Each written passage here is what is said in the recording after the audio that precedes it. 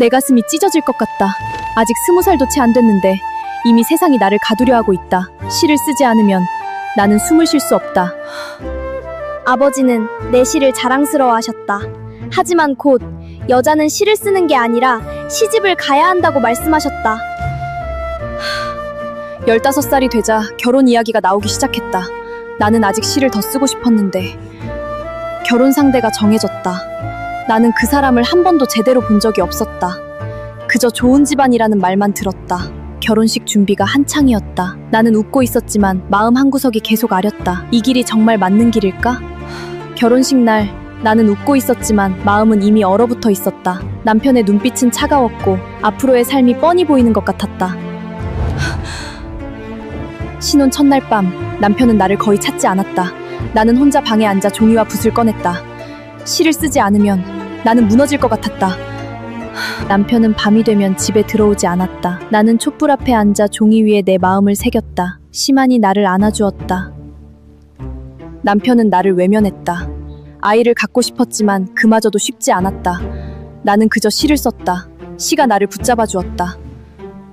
결혼한 지 몇 달이 지났을 때 나는 이미 깨달았다.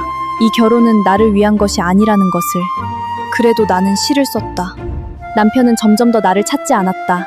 나는 혼자서 시를 썼다. 시가 나를 구원해 줄 거라고 믿었다. 결혼 생활은 점점 더 차가워졌다. 하지만 나는 포기하지 않았다. 시를 쓰는 한 나는 아직 살아있는 거니까. 남편은 나를 이상한 여자라고 생각하는 것 같았다. 시를 쓰는 여자는 정상이 아니라고. 나는 그 말을 듣고 웃었다. 이미 나는 정상일 수 없었다. 강가에 서서 결혼한 지 얼마 되지 않았는데 이미 마음이 텅 비어버린 것 같았다.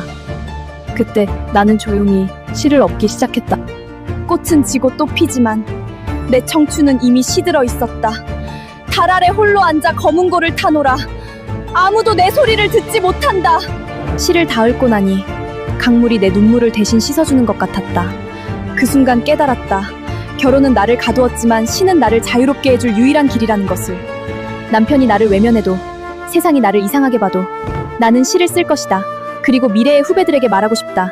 너희도 재능을 숨기지 말고 자신의 목소리를 내세요. 좋아요 눌러주시고 구독하고 다음 2부에서는 차가운 신혼생활과 더 깊은 외로움 속에서 시가 어떻게 나를 구원하는지 함께 보아요.